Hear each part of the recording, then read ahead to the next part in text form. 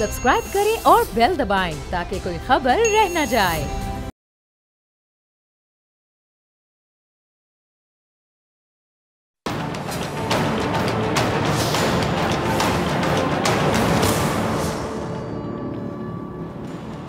अस्सलामुअलैकुम, मैं हूं डॉक्टर फिजा खान और मैं हूं पाकिस्तान और आप देख रहे हैं ऐसे नहीं चलेगा। इलेक्शन कमीशन का हुक्म माना ना पेशावर हाई कोर्ट का केपी असम्बली में सेनेट इंतखाबात मुलतवी।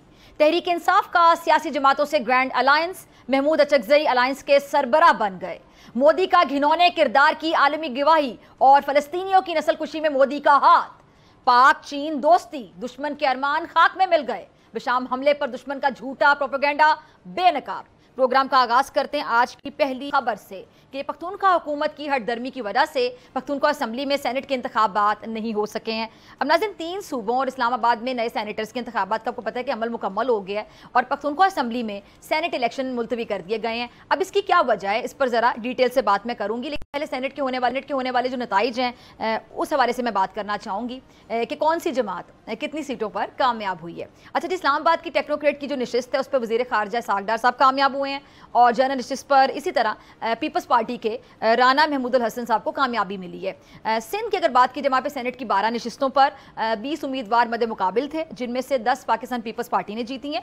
एक नशिस्त जो है वो MKM के हिस्से में आई है और एक पर आज़ाद उम्मीदवार फैसल वाडा साहब ने कामयाबी हासिल की है। और पंजाब की अगर मैं बात करूँ तो यहाँ पर 12 नशिस्तें खाली हुई, जिनमें से 7 पर जो उम्मीदवार हैं वो बिला मुकाबला कामयाब हो गए। अब 5 नशिस्तों पर जो मुकाबला हुआ है उन सीट्स पर लाहौर से टेक्नोक्रेट की जो नशिस्त है उस पर वज़ीर ख़जाना मोहम्मद औरंगज़ेब साहब और मुसद्दिक मलिक साहब ने कामयाबी अपने नाम की है, कामयाबी हासिल की है। ख़वातीन और अक़लियती नशिस्तों पर PTI को शिकस्त का सामना करना पड़ा और नून लीगी उम्मीदवार जो हैं वो कामयाब हुए हैं। अच्छा, बलोचिस्तान की अगर बात करूँ तो वहाँ की 11 सीटों पर सेनेटर्स बिला मुकाबला मुंतखब हो चुके हैं। अब ज़रा मैं बात कर लेती हूँ KP असम्बली में जो सेनेट इलेक्शन मुलतवी हुआ है उस पर कि इसकी क्या वजूहात या क्या मुहर्रिकात हैं। अच्छा, जब गौर से सुनिएगा, इससे आप पख्तूनख्वा हुकूमत का गैर जमहूरी रवैया कह दें या फिर बड़ी सियासी गलती कह दें या फिर एक और नादानी कह दें, जिसकी वजह से पख्तूनख्वा असम्बली में जो सेनेट के इंतखाबात हैं उनको मुलतवी कराना पड़ गया, जिसकी वजह बनी PTI की मैं ना मानूं की रविश। इंतखाबात के बाद जो मखसूस नशिस्तें हैं उन पर 26 ख़वातीन ने हलफ उठाने के बाद सेनेट के इंतखाबात का हिस्सा बनना था, लेकिन स्पीकर पख्तूनख्वा असम्बली इन ख़वातीन अरकान से हलफ लेने से ही इनकारी है। अब इलेक्शन कमीशन बार बार हिदायत जारी कर चुका है, PTI की पसंदीदा पेशावर हाई कोर्ट भी हुक्म जारी कर चुकी है, मगर फिर भी पख्तूनख्वा हुकूमत इनकारी है कि जिन ख़वातीन अरकान से हलफ नहीं लिया जाए। बस यही ज़िद कह लें, नादानी कह लें, पख्तूनख्वा असम्बली में सेनेट के इंतखाबात के इल्तवा की वजह बन गई। इसका नुकसान किसको होगा? अपोजिशन को जो इंतखाबी अमल है वो रुकवाने के लिए इलेक्शन कमीशन ऑफ पाकिस्तान का दरवाज़ा खटखटाना पड़ा और मखसूस सीटों को लेकर इलेक्शन कमीशन का जो एतराज़ है कानूनी और आइनी है कि भाई जब PTI अरकान सुन्नी इत्तेहाद कौंसिल में शमूलियत इख्तियार कर रहे थे तो ये फैसला आइन के मुताबिक नहीं था, जिसका एतराफ़ बाद में PTI लीडरशिप ने खुद भी किया, लेकिन अब फिर ये ज़िद पर अड़ गए हैं और इन्हीं पसंदीदा आप देख लें कि अपने जो पसंदीदा इनकी हाई कोर्ट है उसकी भी इस दफ़ा इन्होंने नहीं सुनी है।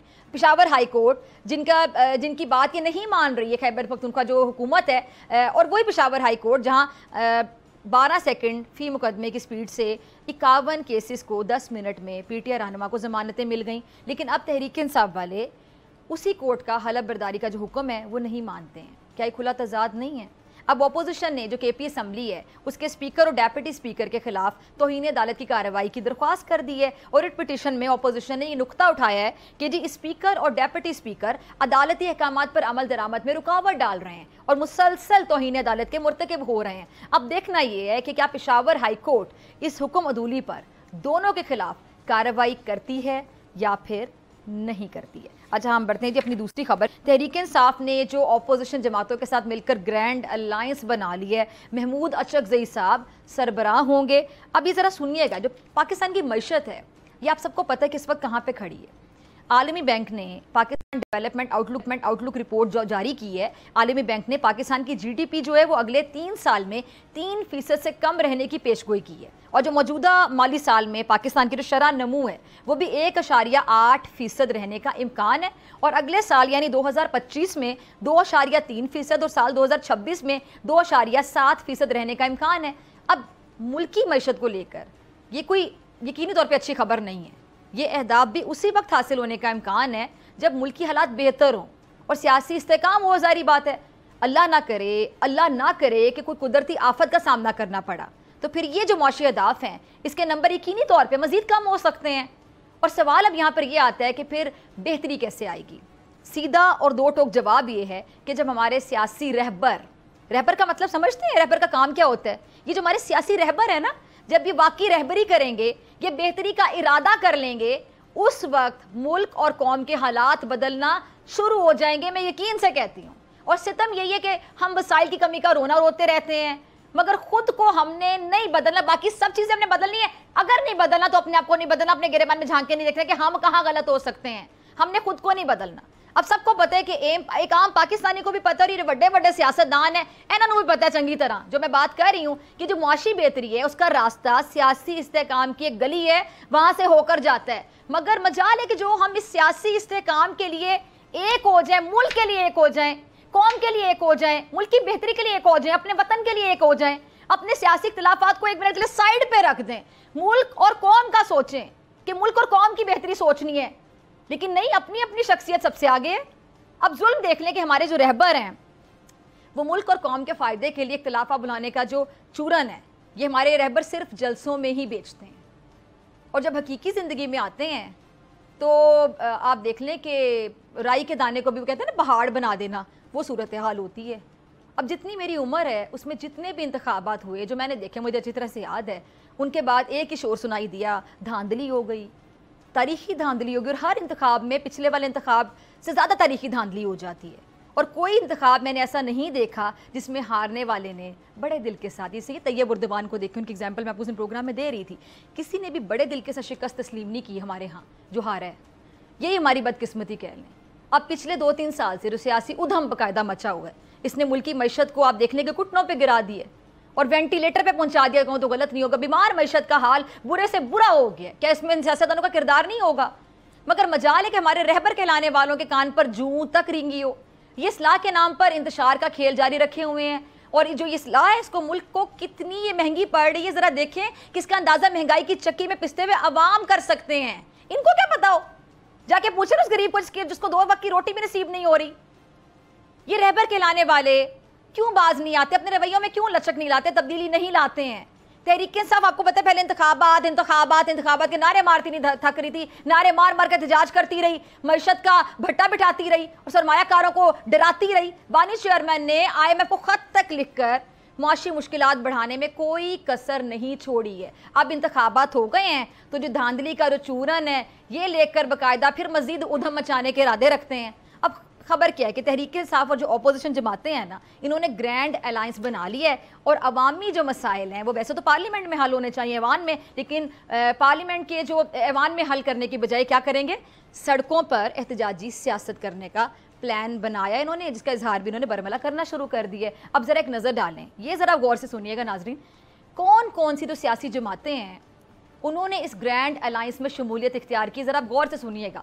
اس اتحاد میں گرینڈ جو الائنس بنا ہے اس میں جماعت اسلامی ہے، محمود خان اچکزئی کی پختونخوا ملی عوامی پارٹی ہے، اختر مینگل صاحب کی جماعت ہے جی، اور بلوچستان نیشنل پارٹی جو ہے، مجلس وحدت المسلمین ہے، سنی اتحاد کونسل، وہ تو خیر اس وقت بذات خود آپ کہہ لیں کہ تحریک انصاف بنی ہوئی ہے. اچھا اب ذرا سنیے گا، یہ جو جماعتیں ہیں یہ دھاندلی کے خلاف کیا کرنے جا رہی ہیں؟ احتجاج. حکومت کو کیا دینے جا رہی ہیں؟ Tough time. لیکن حقیقت میں یہ اگر ٹف ٹائم کسی کو دینے جا رہی ہیں نا، یہ عوام کو اور ملک کو دینے جا رہی ہیں. اب ذرا پارلیمنٹ میں جماعتوں کی ذرا پوزیشن تو چیک کر لیں. یہ ذرا سب سے پہلے دیکھیں مجلس وحدت المسلمین کی جو قومی اسمبلی میں نشست ہے، ماشاءاللہ ایک نشست ہے پوری. بلوچستان نیشنل پارٹی مینگل کی بھی ایک نشست ہے، پشتونخوا ملی عوامی پارٹی کی بھی ایک نشست ہے، اور ماشاءاللہ سے جماعت اسلامی کی قومی اسمبلی میں ایک بھی نشست نہیں ہے. اب یہ ایک نشست رکھنے والی پارٹیاں تحریک انصاف کے ساتھ مل کر دھاندلی کے خلاف احتجاج کا پلان بنائیں گی، سڑکوں پر آئیں گی، خوب مارا ماری ہوگی، ملک میں بے یقینی بڑھے گی تو پھر مجھے بتائیں کہ کون اپنا سرمایہ یہاں لگانے کے لیے تیار ہوگا؟ سیاسی استحکام کیسے آئے گا؟ پتہ نہیں کیوں ان لوگوں کو عام پاکستانیوں پر ترس نہیں آتا، رحم نہیں آتا، جس کی زندگی مہنگائی نے مشکل سے مشکل تر بنا دی ہے، ان پہ ترس کھا لیں. میں یہ ہاتھ جوڑ کر آپ سب سے اپیل کرتی ہوں کہ چھوڑ دیں احتجاجی سیاست. یہ دھاندلی کے الزام سے نکل کر نہ آگے بڑھ جائیں، بڑے ہو جائیں. पार्लियामेंट के ऐवान में बैठकर अवामी मसाइल के हल के लिए कोशिश करें, जो सही प्लेटफॉर्म है। सियासत नहीं, रियासत को तरजीह दें कि रियासत होगी तो ही सियासत चलेगी ना अल्लाह के बंदो, वरना जैसी रविश आप लोगों ने अपनाई है ऐसा तो मुल्क का निज़ाम नहीं चलने वाला। आगे बढ़ते हैं। इसराइल के हवाले से मैं बात करना चाहूँगी, जो इस फलस्तीनियों की नस्ल कुशी के लिए, ये आपको मैं अहम खबर दे रही हूँ। भारतीय गोला बारूद इस्तेमाल कर रहा है इसराइल, गजा पर ये जो हमले कर रहा है उसमें गजा वालों की जो नस्ल कुशी की जा रही है उसमें भारतीय गोला बारूद इस्तेमाल किया जा रहा है। उर्दू का एक मुहावरा आप सबने सुना होगा कि जो कुत्ते की दुम है वो कभी सीधी नहीं होती है। ये मुहावरा आलमी दहशतगर्द गुजरात के कसाब मोदी पे बिल्कुल फिट बैठता है। इस दरिंदे के मुंह को मुसलमानों का खून लगा हुआ है, चाहे वो भारतीय गुजरात के मुसलमानों का खून हो या फिर अब ये फ़लस्तीन के बेबस लाचार मुसलमानों का खून हो।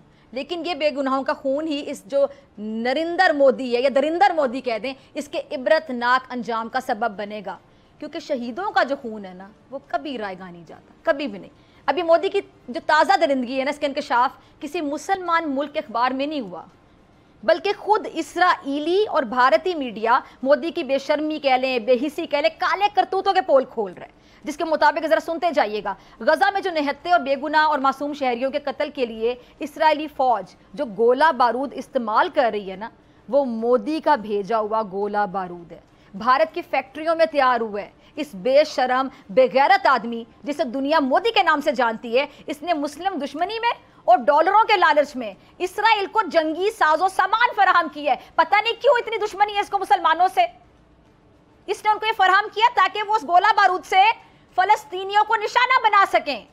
और मीडिया रिपोर्ट्स के मुताबिक ये जो इसराइल है, इसराइल को ये जो अमरीकी जंगी साजो सामान है ये हिंदुस्तान के जो हंगामी स्टोर हाउसेज है ना वहाँ से फराहम किया जा रहा है। और इसराइली फ़ौज को आप ये देखें कि 20 हिंदुस्तानी साख्ता ये जो हरमिस 900 ड्रोन है ये फराहम किए गए हैं और इन्हीं ड्रोन्स को इस्तेमाल करके इसराइल गजा पर हमले करता है। मैं ज़रा आपको यहाँ ये भी याद करवाना चाहूँगी कि जब हमास के मुजाहिदीन ने इसराइल को निशाना बनाया तो नरेंद्र मोदी ने खुद इसराइली वज़ीर आज़म, जो खुद भी मशरिक़ वस्ता के कसाब के नाम से मशहूर है, उसे टेलीफोन किया था, उसे फ़ोन किया और अपने मुकम्मल ताउन का यकीन दिलाया।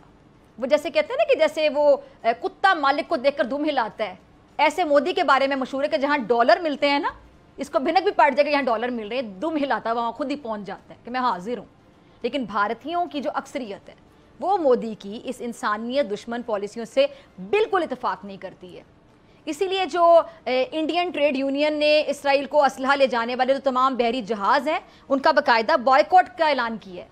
और मोदी तो इसराइल का हामी बना हुआ है, मगर अवामी सतह पर मैं आपको बताऊं भारत में फ़लस्तीनियों की जो गैर मामूली हमायत है वो बाकायदा पाई जाती है। इंडियन ट्रेड यूनियन के जारी करदा बयान में फेडरेशन के जनरल सेक्रेटरी हैं जी टी नरेंद्रा राव, उन्होंने फ़लस्तीनियों के साथ इजहार यकजहती भी की है और बड़ा ही वाज़ेह की है बात कि वो ऐसी किसी तिजारत में, किसी कारोबार में मदद नहीं करेंगे जो इसराइली जंग के हवाले से होगी और फ़लस्तीनियों के ख़िलाफ़ होगी। लेकिन मोदी सरकार ने फिर भी इसराइल को असलहा बेचा और मजलूमों की नस्ल कुशी की। इस डील में मोदी का पूरा साथ दिया। उसके जराइम के जो पार्टनर हैं गौतम ये अडानी, जो उनका दोस्त भी है, वो आपको पता है, और किस तरह इसने उसको नवाजा।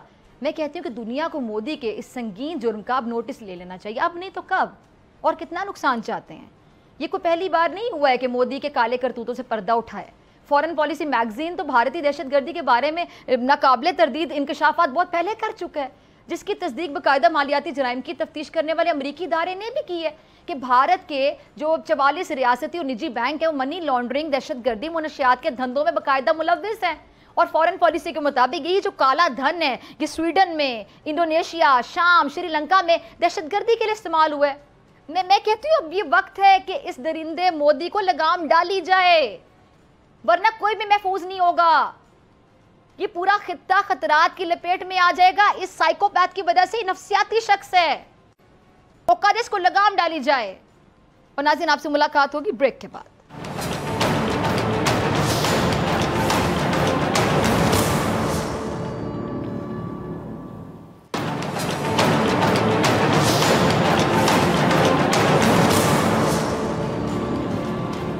वेलकम बैक नाजरीन। इस्लामाबाद हाई कोर्ट के 6 जजेस के खत पर लिए गए अस खुद नोटिस की सुप्रीम कोर्ट में आज समाअत हुई है और समाअत के इख्तिताम पर फुल कोर्ट की बाज़गश्त भी सुनाई दी है। अपने रिमार्क्स में जस्टिस काजी फाइज ईसा साहब का कहना था कि ईद के बाद आइंदा समाअत पर अपने साथी जजेस से मुशावरत के बाद फैसला करेंगे। दौरान समाअत चीफ जस्टिस ने रिमार्क्स दिए कि अदलिया की आज़ादी के लिए हमारी जीरो टॉलरेंस पॉलिसी है, अदलिया के काम में कोई मुदाखलत बर्दाश्त नहीं करेंगे। और दूसरी जानिब इस्लामाबाद हाई कोर्ट के जजेस को मशकूक खत मिलने का मामला भी नाजरीन आपके सामने ही है। अब एक जो नया सिलसिला है वो शुरू हो गया है, एक ऐसा सिलसिला जो शायद इससे पहले हमने कभी नहीं देखा, जबकि इससे सबसे हटकर अगर मैं बात करूं तहरीक इंसाफ की मुश्किलात भी कम होती दिखाई दे रही हैं। अदालतों से रेलवे सिलसिला जारी है, लेकिन फिर भी अगर तहरीक इंसाफ अदलिया पे तनकीद करे और जो फैसला उनके हक में है उस पर कि तो बड़े मेरिट पर हुआ है, जो उनके खिलाफ है तो उस पर वो तनकीद करने पर आ जाते हैं। ये बड़ी एक अजीबोगरीब सी सूरत हाल है। इस पर बात करने के लिए मेरे साथ मौजूद मेहमान मौजूद हैं। रियासत आज़ाद साहब सदर इस्लामाबाद हाई कोर्ट बार,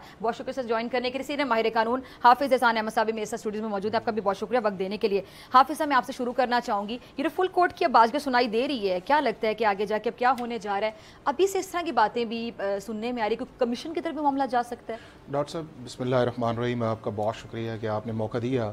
हमें एक चीज़ क्लियरली डिफ़ाइन कर लेनी चाहिए कि पाकिस्तान के अंदर इंडिपेंडेंस ऑफ जुडिशरी जो है, ये कॉन्स्टिट्यूशनल सुप्रीमेसी जो है उसका एक इम्पॉर्टेंट कंपोनेंट है।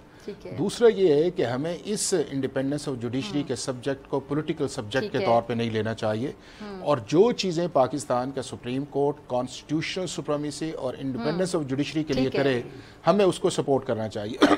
आज की हेयरिंग के अंदर जो चीज़ें 3-4 दिन से हमें बहुत ऐसी सामने आ रही थी कि जिसके ऊपर एक क्रिटिसिज्म था, चाहे वो सुप्रीम कोर्ट थी, चाहे चीफ जस्टिस थे या फेडरल गवर्नमेंट थी, आज की हेयरिंग के अंदर कुछ चीज़ों की क्लैरिटी आई है। एक सबसे बड़ी क्लैरिटी ये आई है कि पाकिस्तान का सुप्रीम कोर्ट जो था उसका इंस्टीट्यूशनल रिस्पांस जो था इन 6 जजेस के लेटर पे बड़ा इंस्टेंट था कि 25 को लेटर आया, 26 को उन्होंने डिस्कस किया इन सारों के साथ, 27 को फुल कोर्ट की मीटिंग की, 28 को जो है वो प्राइम मिनिस्टर से मीटिंग हुई, फिर दोबारा फुल कोर्ट की मीटिंग हुई, और उसके बाद गवर्नमेंट का रिस्पांस जो था कि वो 30 को कैबिनेट की मीटिंग हुई और उसके बाद आया। एक तो ये आया। दूसरी इस चीज़ के अंदर क्लैरिटी ये आई कि अगर जस्टिस सदक जिलानी साहब लगाए थे तो वो फेडरल गवर्नमेंट की चॉइस नहीं थी, वो भी प्रपोजल जो थी वो सुप्रीम कोर्ट ऑफ पाकिस्तान के चीफ जस्टिस और प्यूनी जज की तरफ से थी। तीसरी चीज़ जो इसके अंदर आज जो क्लियर इस चीज़ के अंदर आई है कि अल्टीमेटली हमारे पास इस सारे प्रोसेस को इंक्वायर करने के अलावा कोई ऑप्शन नहीं है, और वो ऑप्शन अभी 7 मेंबर्स बेंच जो हैं जो आज अवेलेबल थे उन्होंने सुना। उसके बाद जो है कि अगर फुल कोर्ट बैठती है तो जाएगा उसी तरफ ही मामला। इंक्विजिटोरियल प्रोसीडिंग्स के अंदर ना आप क्रॉस एग्जामिनेशन कर सकते हैं, ना आप एविडेंस रिकॉर्ड कर सकते हैं, ना उस एविडेंस क्रॉस एग्जामिनेशन उसके ऊपर कर सकते हैं, और ना ही उसके अंदर कोई रिकमेंडेशंस कर सकते हैं। चूंकि 184(3) का लिमिटेड स्कोप है। नंबर 2 जो है इसके खिलाफ इंट्रा कोर्ट अपील जो है वो अवेलेबल है। बट चाहिए अब इसके अंदर ये डॉक्टर साहिबा कि अगर मामला सुप्रीम कोर्ट ऑफ पाकिस्तान ने टेकअप कर लिया है और एक शरीफ आदमी जिसको चीफ जस्टिस के सब की ब्लेसिंग थी वो इस कंट्रोवर्सी के अंदर निकल गया है, अभी भी अगर कोई बंदा या चीफ जस्टिस जिसको भी नॉमिनेट करते हैं या जो भी प्रोसेस करता है, हमें उसे नेगेटिव की तरफ नहीं लेके जाना चाहिए, हमें उसे ओन करना चाहिए, क्योंकि हमारा प्राइमरीली ऑब्जेक्टिव जो है वो इस मुल्क के अंदर इंडिपेंडेंस ऑफ जुडिशरी है। दूसरी चीज जो आज क्लैरिटी आई है, जो चीफ जस्टिस ने कहा है कि जो इवेंट्स थे वो मेरे दौर से पहले थे और जिनके पास वो आए थे उन्हें प्रॉम्प्ट एक्शन उस वक्त चाहिए था, और मुझे बीइंग अ प्यूनी जज जो भी था इस प्रोसेस के अंदर नहीं लिया गया। और जब से मैं आया हूं मुझे कोई कंप्लेंट ऐसी नहीं आई कि जिसके अंदर जो है वो जुडिशियल इंटरफेरेंस जो है वो किसी जगह से आए, और अगर मेरी तरफ आएगी तो मेरा उसके अंदर रिस्पांस जो है वो स्ट्रिक्ट आएगा। तो लिहाजा हमें अब सोशल मीडिया ऑप्टिक्स और उसके बाद इलेक्ट्रॉनिक ऑप्टिक्स से निकलकर इस मुल्क की अगर हमने खिदमत करनी है तो हमें अपने जजेस के ऊपर, अपने जस्टिस सिस्टम के ऊपर स्ट्रेंथन करने के लिए एतबार करना चाहिए। और दुनिया के किसी मुल्क के अंदर नहीं होता जिस तरह हमने अपनी सुप्रीम कोर्ट को किया हुआ है, और उसके अंदर सुप्रीम कोर्ट का भी रोल जो है 5-7 साल से ऐसा था, उनको भी चाहिए कि अपनी डिवीजन ऑफ जजेस जो उसे कम करें, आपस के अंदर कम्युनिकेशन गैप जो है उसे कम करें, और इस मुल्क के लिए अदालतों के अंदर इंसाफ देने के लिए नेक नीति के साथ करें। सिर्फ एक कॉन्सेप्ट नहीं है आपका कि जी फियर हमारे पे नहीं है,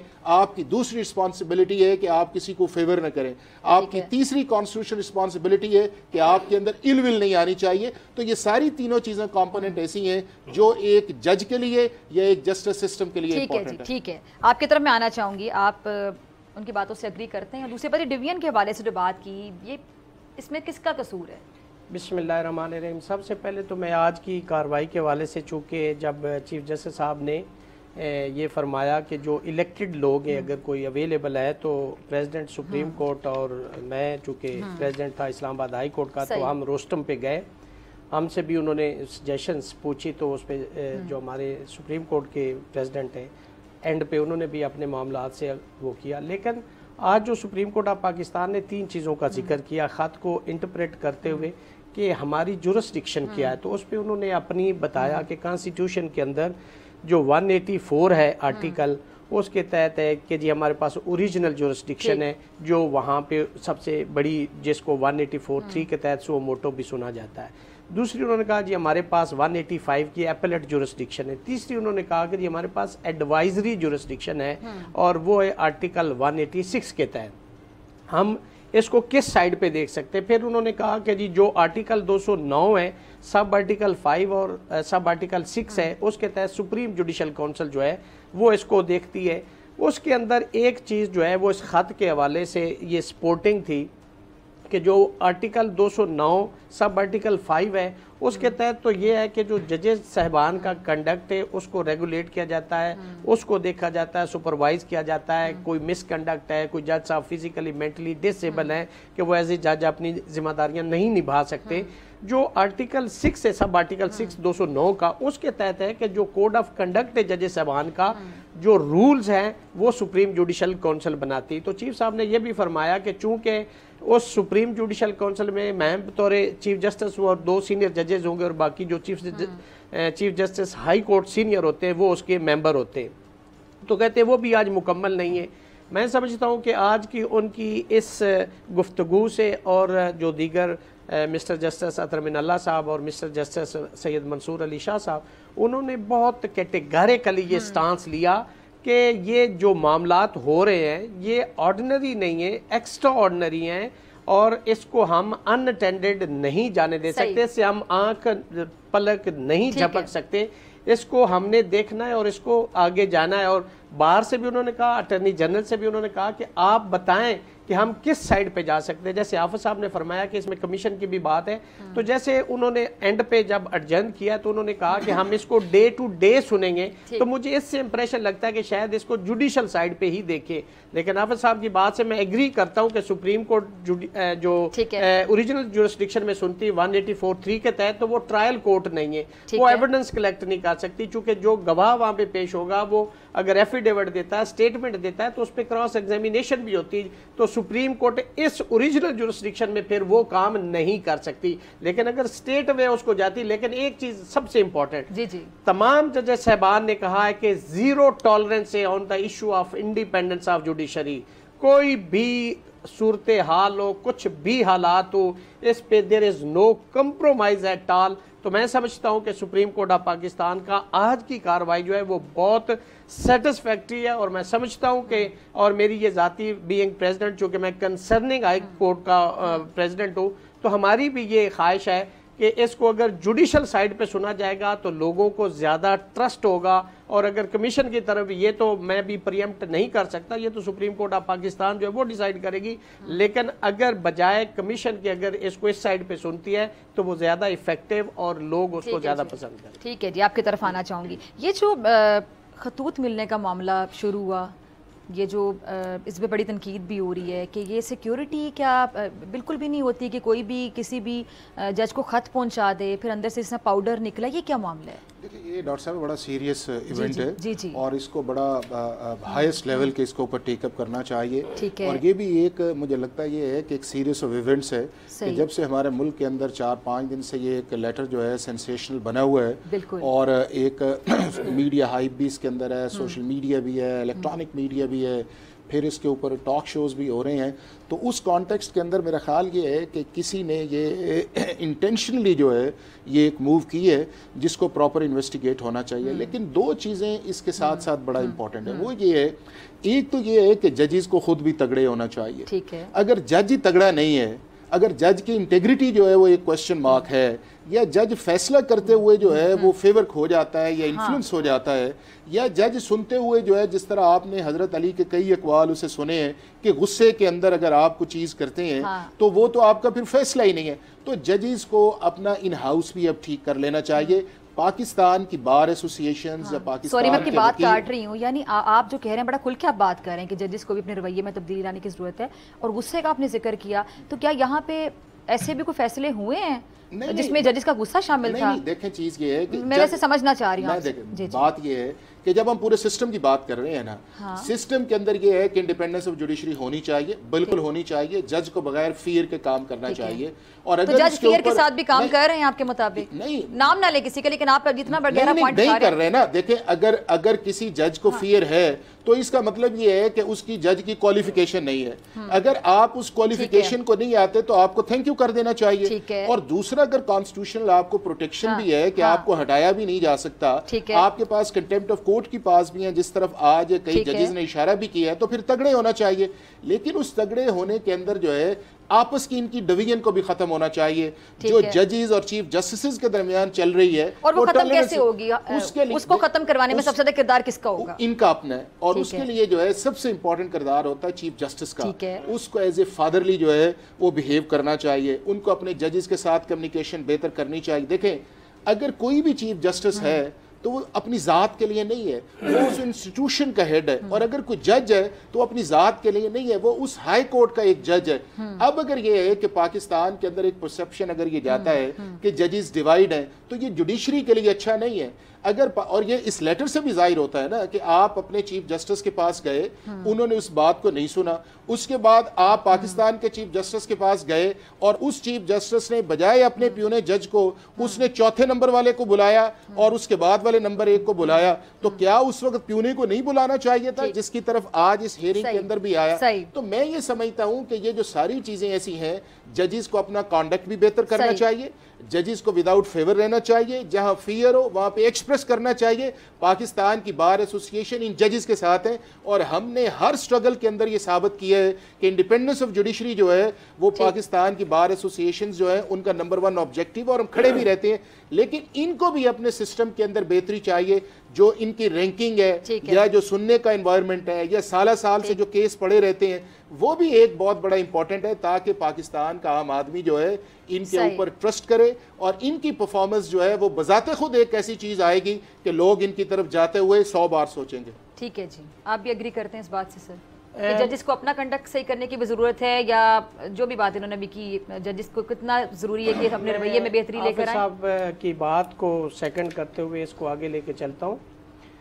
میں سمجھتا ہوں کہ عدلیہ کے اندر بہت سارے ایشوز ہوتے ہیں، اور چونکہ یہ گھر کی بات ہوتی ہے تو اس کو گھر کے اندر ہی سالو کرنا چاہیے. اس کو پبلکلی نہ آنا چاہیے اور نہ ہی پبلک کو اس پہ کومنٹ کرنا چاہیے. میں سمجھتا ہوں کہ ہمیں ایک یونٹی جو ہے نا اس کو لے کے آگے چلنا، کہ ادارہ ہے اور ادارے کی صورت میں لے کے چلنا چاہیے. لیکن سوری میں آپ کی بات کو کاٹ رہی ہوں، انٹرپٹ کر رہی ہوں، اب تو یہ پبلک میں ساری چیزیں ڈسکس ہو رہی ہیں. وہ ہو رہی ہیں، لیکن میں کہتا ہوں کہ in the interest of nation, in the interest of institution یہ نہیں ہونا چاہیے. میں یہ بات کر رہا ہوں، جیسے ججز صاحبان نے اپنے چیف جسٹس صاحب کو ایک خط لکھا تھا 2023 میں، پھر ایک دوسرا لکھا، اور یہ تیسرا جو ہے چیف جسٹس صاحب پاکستان اور سپریم جوڈیشل کونسل کو لکھا ہے. اس کے اندر انہوں نے یہ نہیں کہا کہ جی ہمیں انصاف دیا جائے. یہ سارے میڈیا پہ میں سن رہا ہوں کہ جی ججز انصاف مانگ رہے ہیں، یہ بڑا انڈیسنٹ ورڈ ہے.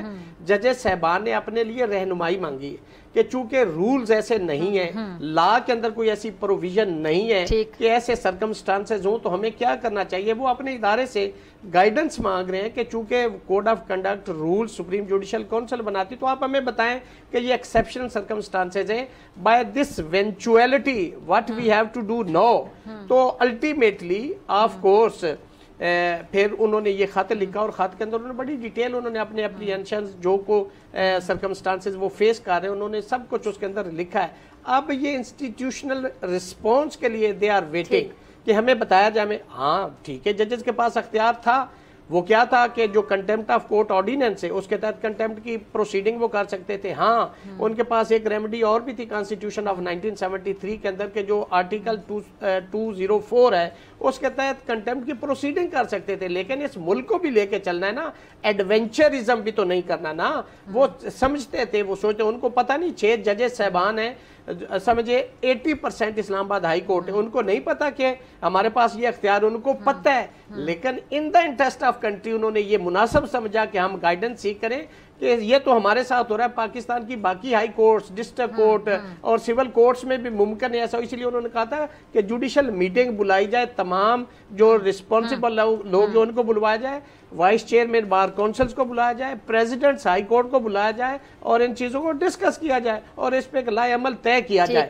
اور میں سمجھتا ہوں کہ اس وقت چونکہ یہ پاکستان کا سب سے برننگ اور ہاٹ ایشو ہے, چونکہ یہ 2 انسٹیٹیوشن کے درمیان ہے اور انڈیپینڈنس آف جوڈیشری پہ ہمارے ججز دلیر ہیں. بالکل کوئی ایکسیپشنل ہو سکتے ہیں, لیکن جیسے حافظ صاحب نے فرمایا کہ اگر کوئی شخص بزدل ہے تو میں بھی یہ کہتا ہوں کہ اس کو جج نہیں ہونا چاہیے, لیکن اس کے ساتھ ان کی ڈسپوزل بھی ہونی چاہیے. اگر ہمارا 144 میں 129 ہے تو ہمیں اس پہ بھی دیکھنا کہ ہماری پروگرس کیا ہے. اور پھر پاکستان کے اندر 2.4 ملین کیسز پینڈنگ ہیں. صرف یہ ججز کا ہی قصور نہیں, اس میں جو کوانٹم آف ججز ہے اس کی بھی کمی. 36,000 ججز کی پاکستان کے اندر ضرورت ہے.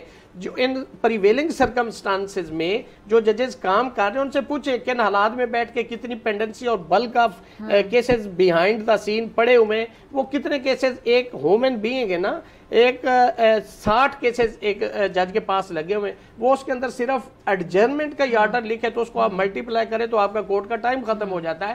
تو یہ ساری چیزیں ڈسپوزل پہ بھی ہونا چاہیے, انڈیپینڈنس بھی ہونی چاہیے اور رویہ بھی ٹھیک ہونا چاہیے ججز صاحبان کا.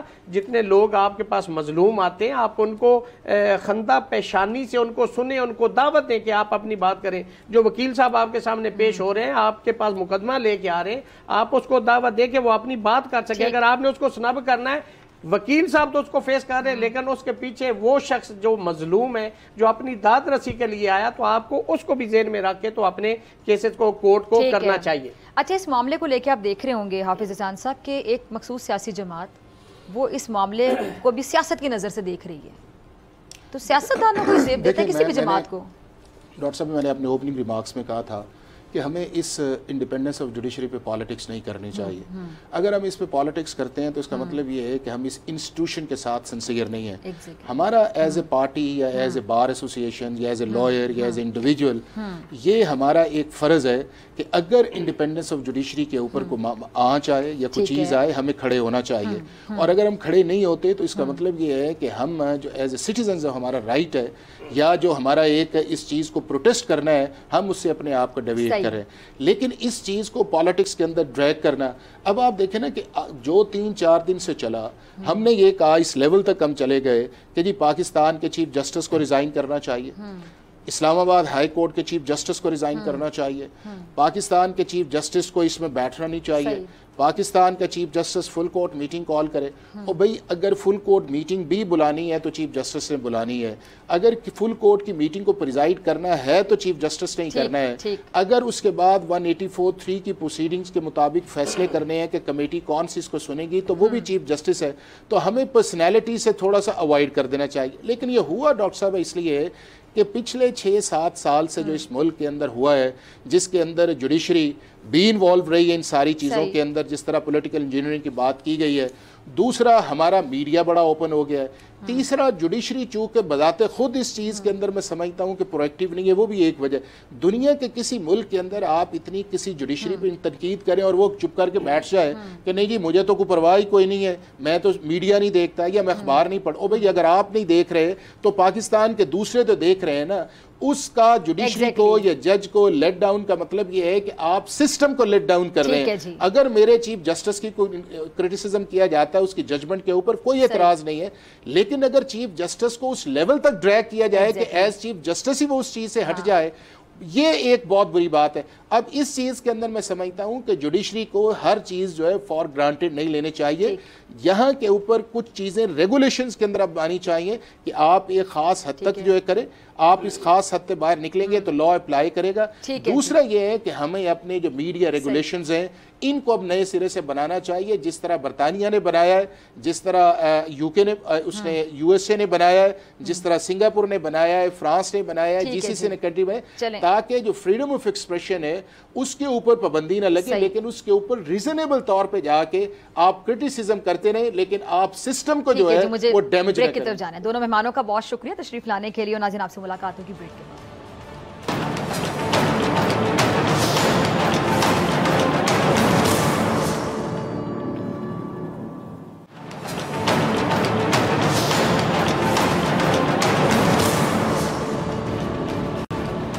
ویلکم بیک ناظرین. آپ کو ایک اہم خبر سے میں آگاہ کروں گی کہ بشام حملے کے بعد ملک دشمن عناصر کا جھوٹا پروپیگنڈا بے نقاب ہو گیا ہے.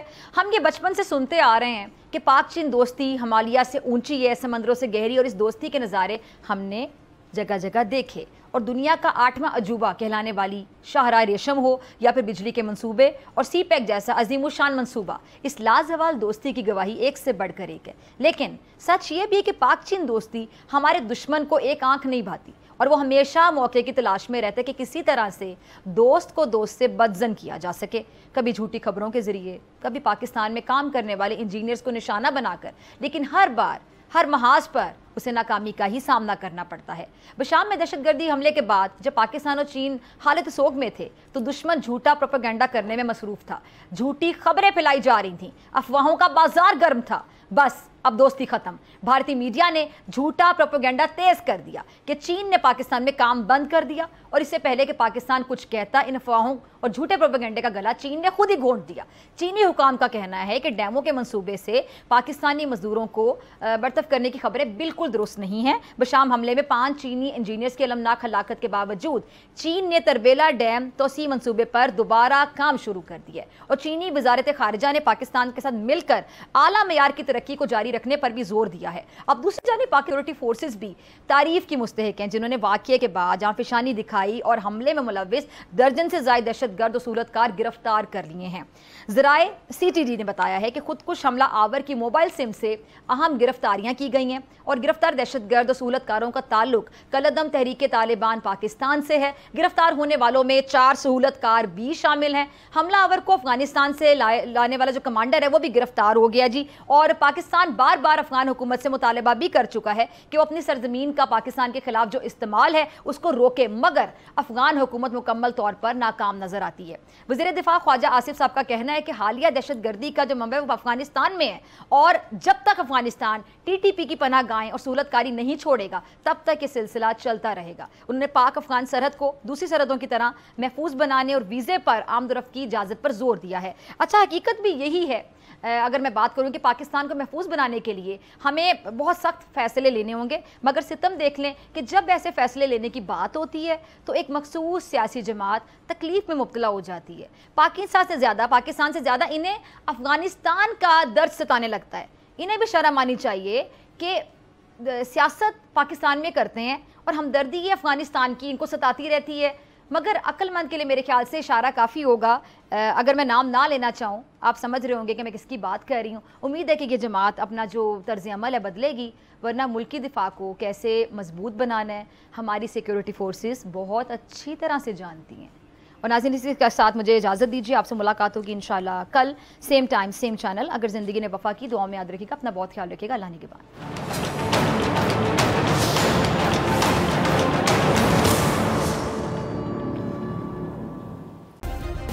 سبسکرائب کریں اور بیل دبائیں تاکہ کوئی خبر رہ نہ جائے.